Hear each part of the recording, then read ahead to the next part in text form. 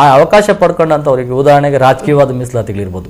ರಾಜಕೀಯವಾದ ಮೀಸಲಾತಿಗಳನ್ನ ಕೆಲವರು ನಮ್ಮ ರಾಜ್ಯದಲ್ಲಿ ನಾನು ಈಗ ಹೆಸರುಗಳನ್ನ ಹೇಳಿದಾಗ ಕೆಲವರಿಗೆ ಮುಜುಗರ ಆಗ್ಬೋದು, ಹೆಸರು ಹೇಳದೇ ಇದ್ರೆ ಅನಿವಾರ್ಯವಾಗಿ ಹೇಳ್ಬೇಕಾದ ಪರಿಸ್ಥಿತಿ ಬರುತ್ತೆ. ಇವತ್ತು ಮಲ್ಲಿಕಾರ್ಜುನ ಖರ್ಗೆ ಅಂತವರು, ಮಲ್ಲಿಕಾರ್ಜುನ ಖರ್ಗೆ ಅವರು ಇವತ್ತು ರಾಷ್ಟ್ರದಲ್ಲಿ ಇರ್ತಕ್ಕಂಥ ಒಂದು ಅತ್ಯಂತ ಗೌರವಯುತವಾದಂಥ ಸ್ಥಾನದಲ್ಲಿರುವಂಥ ಒಂದು KPCC ಅಧ್ಯಕ್ಷರು. ಇವರು 35 ವರ್ಷಗಳ ಕಾಲ ಸತತವಾಗಿ ಮೀಸಲಾತಿಯನ್ನು ಪಡ್ಕೊಂಡು ಕಂದಾಯ ಸಚಿವರಾಗಿದ್ದಾರೆ, ಗೃಹ ಸಚಿವರಾಗಿದ್ದಾರೆ, ಸಹಕಾರ ಸಚಿವರಾಗಿದ್ದಾರೆ, ಶಿಕ್ಷಣ ಸಚಿವರಾಗಿದ್ದರು. ಎಲ್ಲ ಸಚಿವ ಸ್ಥಾನಗಳನ್ನ ಭರ್ತಿ ಮಾಡಿ ಮೀಸಲಾತಿನಲ್ಲಿ ಅವರ ಒಂದು ಅವಕಾಶಗಳನ್ನ ಅದು ಇನ್ನೂ ಮುಂದುವರಿತಾ ಇದ್ದಾರೆ. ಇವತ್ತು ಮೀಸಲಾತಿಯನ್ನ ಪಡ್ಕೊಂಡಂತವರು ಮತ್ತೆ ಅವರು ಇನ್ನೊಬ್ಬ ಅಣ್ಣ ತಮ್ಮಂದನಿಗೆ ಬಿಟ್ಕೊಡ್ಬೇಕು, ಆ ಜಾಗದಿಂದ ಅವ್ರನ್ನ ಇನ್ನೊಬ್ಬನ ಬಿಟ್ಕೊಟ್ಟಾಗ ಇವರು ಏನ್ ಮೀಸಲಾತಿ ನಿಲ್ಲೇಬಾರ್ದು ಅಂತ ಏನಿಲ್ಲ. ಎಲ್ಲೋ ಇನ್ನೊಂದು ಕಡೆ ಜನರಲ್ ಸಾಮಾನ್ಯ ಕ್ಷೇತ್ರಗಳಲ್ಲಿ ಇವರು ನಿಂತು ಗೆಲ್ಬಹುದು. ಗೆಲ್ಲುವಂತ ಅವಕಾಶ ಮಾಡಿದಾಗ ಇವರು ಅಂಬೇಡ್ಕರ್ಗೆ ಗೌರವ ಕೊಟ್ಟಂತ ಒಂದು ಪ್ರಸಂಗ ಬರ್ತವೆ. ಇವಾಗ ಅಂಬೇಡ್ಕರ್ ಅವರ ಚಿಂತನೆಗಳು 30 ವರ್ಷದಲ್ಲಿ ಎಲ್ಲರೂ ಹಂಚ್ಕೋತಾರೆ, ಎಲ್ಲರಲ್ಲೂ ಸಮಾನತೆ ಉಂಟಾಗ್ತದೆ, ಆರ್ಥಿಕವಾಗಿ, ಶೈಕ್ಷಣಿಕವಾಗಿ, ಸಾಮಾಜಿಕವಾದ ರಂಗಗಳಲ್ಲಿ ಮೇಲೆ ಬರ್ತಾರೆ ಅನ್ನೋ ಆಲೋಚನೆಯಿಂದ ಅವ್ರು ಮಾಡಿದಂಥದ್ದು. ಇವತ್ತು ಆ ಆಲೋಚನೆಗಳು 30 ವರ್ಷಗಳ ಅವರ ಆಲೋಚನೆಗಳನ್ನ ಒಬ್ಬ ವ್ಯಕ್ತಿನೇ ಪಡ್ಕೊಂಡು ಹೋಗೋದನ್ನ ನಾವು ವಿರೋಧ ಮಾಡಬೇಕಾಗ್ತದೆ. ಅವರು ಇವತ್ತು KPCC ಅಧ್ಯಕ್ಷರಿದ್ದಾರೆ. ಇವತ್ತು ಯಾವುದೇ ಹಂತದಲ್ಲಿ ಅವರಿಗೆ ರಾಷ್ಟ್ರ ಮಟ್ಟದಲ್ಲಿ ಅವರ ಪ್ರಭಾವವನ್ನು ಬಯಸ್ತಕ್ಕಂಥದ್ದು, ಬಳಸ್ತಕ್ಕಂಥದ್ದು ವಿಚಾರಗಳಿದೆ. ಇವತ್ತು ಆರ್ಥಿಕವಾಗಿ ಎಲ್ಲರಿಗಿಂತ ಸ್ಥಿತಿವಂತರಾಗಿದ್ದಾರೆ. ಇವತ್ತು ಅವ್ರು ಇನ್ನೊಬ್ಬರಿಗೆ ಬಿಟ್ಕೊಟ್ರೆ ಏನು ತಪ್ಪಾಗ್ತದೆ? ಹಾಗೆ ಅದೇ ರೀತಿಯಲ್ಲಿ ಇವತ್ತು ರಾಜ್ಯದಲ್ಲಿ ಇವತ್ತು ಅಧಿಕಾರಿಶಾಹಿನೂ ಅದೇ ಥರ ವ್ಯವಸ್ಥೆ ಆಗಿದೆ. ಇವತ್ತು ರಾಜಕಾರಣದಲ್ಲಿ ಅಧಿಕಾರಿಗಳು ಇವತ್ತು ರಾಜಕಾರಣದಲ್ಲಿ ರಾಜಕೀಯ ವ್ಯಕ್ತಿಗಳು ಇವತ್ತು ಅಧಿಕಾರನ ದುರುಪಯೋಗ ಮಾಡ್ಕೊತಾ ಇದ್ದಾರೆ. ಈ ಕಡೆ ಅಧಿಕಾರಿಗಳು ಮಕ್ಕಳು ಇವತ್ತು IAS ಅಧಿಕಾರಿಗಳು ಇರ್ಬೋದು, IPS ಅಧಿಕಾರಿಗಳು ಇರ್ಬೋದು, KPS ಇರ್ಬೋದು, ಡಾಕ್ಟರ್, ಇಂಜಿನಿಯರ್ಸ್ ಇರ್ಬೋದು, ಇವತ್ತು ಅವ್ರ ಮಕ್ಕಳನ್ನ ದೊಡ್ಡ ದೊಡ್ಡ ಕಾನ್ವೆಂಟ್ಗಳಲ್ಲಿ ಓದಿಸ್ತಾರೆ. ಅವ್ರ ಮಕ್ಕಳನ್ನ ಇವತ್ತು ಯಾವುದು ಏನು ಪ್ರತಿಷ್ಠಿತವಾದಂಥ ಕಾನ್ವೆಂಟ್ಗಳಿದ್ದಾವೆ ಅಲ್ಲಿ ಓದಿಸಿ 2 ಲಕ್ಷ 5 ಲಕ್ಷ ಡೊನೇಷನ್ ಕೊಟ್ಟು ತಿಂಗಳಿಗೆ 10,000 ರೂಪಾಯಿವರೆಗೂ ಖರ್ಚು ಮಾಡಿ ಓದಿಸ್ತಕ್ಕಂಥ ಶಕ್ತಿ ಇರುವಂಥ ಅಧಿಕಾರಿಗಳಿದ್ದಾರೆ. ಇವತ್ತು ಆಯಾ ಅಧಿಕಾರಿಗಳು ಇವತ್ತು ಒಂದು ಮಕ್ಕಳನ್ನ ರಿಸರ್ವೇಶನ್ ನಲ್ಲಿ ಕಳಿಸ್ತಕ್ಕಂಥದ್ದು ಬಹಳ ನಮ್ಮ ವಿರೋಧ ಇದೆ. ಸರ್ ಕರೆ ಇದೆ ನೋಡ್ಬಿಡೋಣ. ಹಲೋ ಹಲೋ ಹಲೋ, ಯಾರು ಮಾತಾಡ್ತಿರೋದು? ನಮಸ್ಕಾರ, ಯಾರು ಮಾತಾಡ್ತಿರೋದು? ಹಲೋ ಹಲೋ, ನಿಮ್ ಮಾತು ಕೇಳಿಸ್ತಾ ಇದೆ, ಮುಂದೆ ಪ್ರಶ್ನೆ ಕೇಳಿ. ಹಲೋ ಹಲೋ, ನೀವು ಮಾತಾಡೋದು ಕೇಳಿಸ್ತಾ ಇದೆ, ಪ್ರಶ್ನೆ ಕೇಳಿ. ಹಲೋ, ನೀವು ಪ್ರಶ್ನೆ ಕೇಳಿ, ಯಾರು ಮಾತಾಡ್ತಿರೋದು? ದಯವಿಟ್ಟು ಟಿವಿ ವಾಲ್ಯೂಮ್ ಪೂರ್ತಿ ಕಡಿಮೆ ಮಾಡಿ. ಮತ್ತೆ ಇವಾಗ ಕೇಳಿಸ್ತಾ ಇದೆಯಲ್ಲ, ಮಾತಾಡಿ. ನಿಮ್ ಹೆಸರೇನು, ಎಲ್ಲಿಂದ ಕರೆ ಮಾಡ್ತಾ ಇದ್ದೀರಾ? ಹಾ ಹೇಳಿ. ಕೇಳಿಸ್ಕೊಳ್ತಾ ಇದ್ದಾರೆ ಅವರು, ನಿಮ್ ಪ್ರಶ್ನೆ ಏನಿದೆ ಕೇಳಿ. ಹಲೋ, ಕೇಳಿಸ್ಕೊಳ್ತಿದ್ದಾರೆ ನಿಮ್. ಹಲೋ ಮಂಜು ಅವರೇ, ನಿಮ್ ಪ್ರಶ್ನೆ ಏನಿದೆ ಕೇಳಿ. ಕೇಳಿ, ನಿಮ್ ಪ್ರಶ್ನೆ ಏನಿದೆ.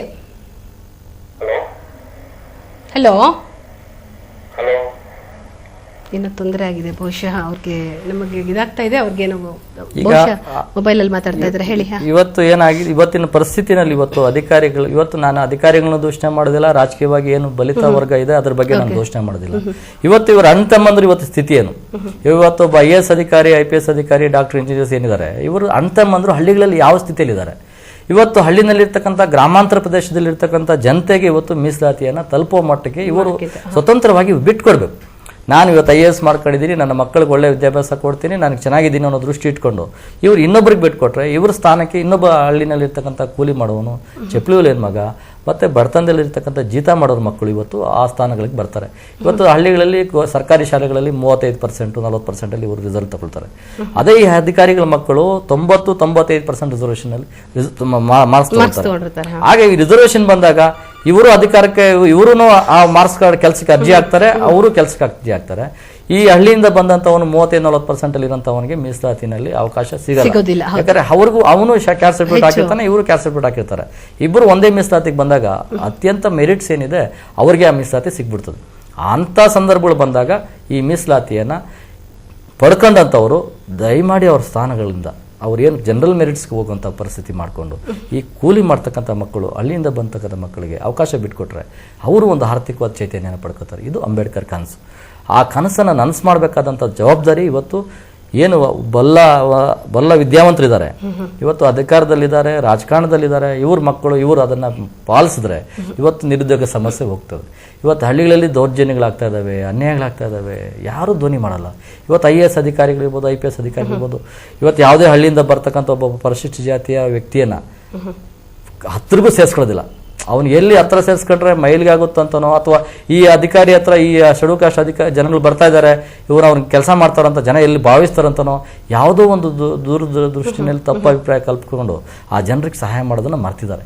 ಎಲ್ಲೋ ಒಬ್ಬೊಬ್ಬ ಅಧಿಕಾರಿಗಳು ಮಾತ್ರ ಈ ಒಂದು ಕೆಲಸದಲ್ಲಿ ಬಡವರು ಸೇವೆ ಮಾಡ್ತಕ್ಕಂಥದ್ದು. ಅಂದ್ರೆ 30 ವರ್ಷ ಇರಬೇಕಿತ್ತು ಅಂತ ಅಂಬೇಡ್ಕರ್ ಏನ್ ಅನ್ಕೊಂಡಿದ್ರು, ಈಗ ನೋಡಕ್ ಹೋದ್ರೆ ಬಹಳಷ್ಟು ಇನ್ನೂ ಬೇರೆ ಬೇರೆ ಪಂಗಡಗಳೆಲ್ಲ ಮೀಸಲಾತಿಗೂ ಸೇರ್ಕೊಳ್ತಾನೆ ಹೊರತು ಕಡಿಮೆ ಅಂತ ಆಗ್ತಾ ಇಲ್ಲ ಅಂತ ಅನ್ಸುತ್ತೆ. ಅಂಬೇಡ್ಕರ್ ಕೊಟ್ಟಂತ ಮೀಸಲಾತಿ ಸಂದರ್ಭಗಳಲ್ಲಿ ಇದ್ದಂತ ಜಾತಿಗಳು 16, ಇವತ್ತು 125 ಮೇಲೆ ಹೆಚ್ಚಿಗೆ ಇವತ್ತು ಜಾತಿಗಳು ಸೇರಿಸ್ಕೊಂಡು ಅಲ್ಲಿ ಇದ್ದಂತ ಜನಸಂಖ್ಯೆ ಅವತ್ತು ಕಡಿಮೆ ಜನಸಂಖ್ಯೆ ಇತ್ತು, ಕಡಿಮೆ ಜಾತಿಗಳಿದ್ವು.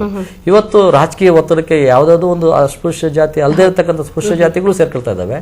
ಆಮೇಲೆ ಏನ್ ಸಂಖ್ಯೆ ಇತ್ತು ಅಷ್ಟೇ ಸಂಖ್ಯೆನ ಇಟ್ಟಿದ್ದಾರೆ, ಒಂದು ಸಂಖ್ಯೆ ಇಟ್ಟಿದ್ದಾರೆ.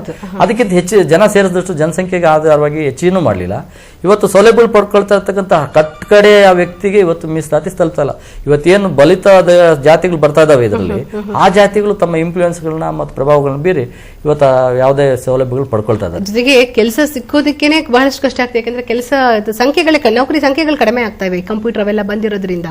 ಹೌದು, ಅದರಿಂದನೂ ಸಹ ಅದನ್ನ ಹೆಚ್ಚು ಮಾಡೋದಕ್ಕಲ್ಲ, ಕಡಿಮೆ ಮಾಡೋಕ್ಕಾಗಲ್ಲ. ನೀವು ಹೇಳೋ ರೀತಿಯಲ್ಲಿ ಒಂದ್ಸತಿ ಸೌಲಭ್ಯನ ಪಡ್ಕೊಂಡವರು ಮತ್ತೊಮ್ಮೆ ಆ ಸೌಲಭ್ಯನ ಪಡ್ಕೊಳ್ಳದೆ ಇದ್ರೆ ಪಡ್ಕೊಳ್ಳದಿದ್ದಂತ ಸಂದರ್ಭದಲ್ಲಿ ಇವತ್ತು ಕಟ್ಕಡೆಯ ವ್ಯಕ್ತಿಗೆ ಅವರೇ ಬೇರೆಯವ್ರಿಗೆ ಸಹಾಯ ಮಾಡೋದಕ್ಕೆ. ಅಂದ್ರೆ ಇದಕ್ಕೆಲ್ಲ ಅಂತಂದ್ರೆ ಒಂದು ರೀತಿ ನಾವೇನ್ ಹೇಳ್ತೀವಿ, ಪಾಲಿಸಿ ಮೇಕರ್ಸ್ ಅಂತ ಏನ್ ಹೇಳ್ತೀವಿ, ಕಾನೂನನ್ನ ರಚನೆ ಮಾಡೋರು ಅಂತವ್ರು ಇದ್ರ ಬಗ್ಗೆ ಮಾಡ್ಬೇಕಲ್ವಾ.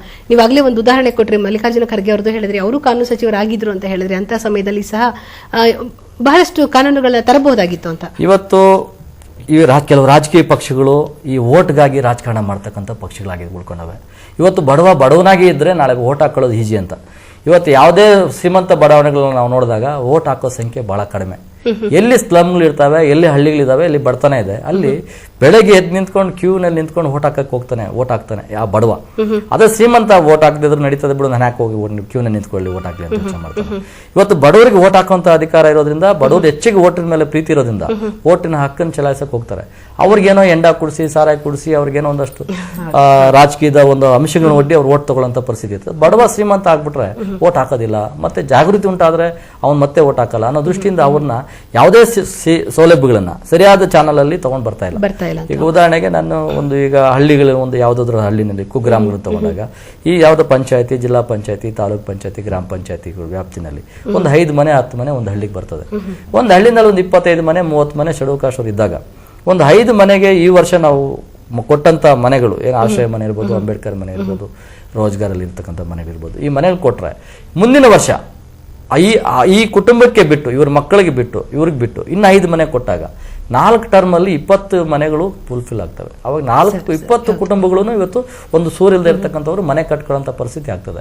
ಅಥವಾ ಯಾವ್ದು ಲೋನೇ ಇರ್ಬೋದು, ಮಗ ತಗೊಳ್ತಾನೆ, ಇಲ್ಲಿ ಯಾವ್ದೋ ರಾಜಕೀಯ ಹಿಂಬಾಲಕರಾಗಿರ್ತಾರೆ, ಅವ್ರ ಮಕ್ಕಳು ತಗೊಳ್ತಾರೆ, ಅವರ ಅಳಿಯನ್ ತಗೊಳ್ತಾನೆ, ಸೊಸೆ ತಗೊಳ್ತಾನೆ, ತಾಯಿ ತಗೊಳ್ತಾರೆ, ಅತ್ತೆ ತಗೊಳ್ತಾರೆ, ದೂರ ಸಂಬಂಧಿಗಳ ಸಂದರ್ಭದಲ್ಲಿ ಅವರೇ ತಗೊಳ್ತಾರೆ. ಒಂದೊಂದು ಕುಟುಂಬಗಳು ಕಟ್ಕಡೆಯ ಕೂಲಿ ಮಾಡೋನು, ಜೀತ ಮಾಡೋನು ಇದುವರೆಗೂ ಅವ್ನ ಮೀಸಲಾತಿ ತಲುಪಿಲ್ಲ. ಇವತ್ತು ಎಷ್ಟೋ ಜನ ಇವತ್ತು ಊಟಕ್ಕೆ ಇಲ್ಲದೆ ಇರ್ತಕ್ಕಂಥ ಪರಿಸ್ಥಿತಿಗೆ ನಾವು ಕಾಣ್ತೀವಿ. ಅಂದ್ರೆ ನೀವು ಇಷ್ಟೊಂದು ಹೋರಾಟ ಸಮಿತಿಯಲ್ಲಿದ್ದು ಬಹಳಷ್ಟು ದೊಡ್ಡ ಮಟ್ಟದಲ್ಲಿ ಮಾಡ್ತಾ ಇದ್ದೀರಾ, ಇದು ಈ ರೀತಿಯಲ್ಲಿ ಏನಾದ್ರು ಬದಲಾವಣೆ ತರೋಕೆ ನಿಮ್ಗೆ ಸಾಧ್ಯ ಆಗ್ತಾ ಇಲ್ವಾ ಅಂತ? ಈಗ ಜನರಲ್ಲಿ ನಾವು ಇವತ್ತು ರಾಷ್ಟ್ರ ಮಟ್ಟದಲ್ಲಿ ಇದು ಚರ್ಚೆ ಆಗ್ಬೇಕು. ರಾಷ್ಟ್ರದಲ್ಲಿ ಇವತ್ತು ಈ ಕಾನೂನು ಬರೀ ರಾಜ್ಯಕ್ಕೆ ಸೀಮಿತವಾದಂತದಲ್ಲ, ಅಥವಾ ನಮ್ಮ ವ್ಯಾಪ್ತಿಯಲ್ಲಿ ಇರ್ತಕ್ಕಂಥದ್ದಲ್ಲ, ಇದು ರಾಷ್ಟ್ರದಲ್ಲಿ ಚಳವಳಿ ಆಗ್ಬೇಕು. ಈ ಸತ್ಯ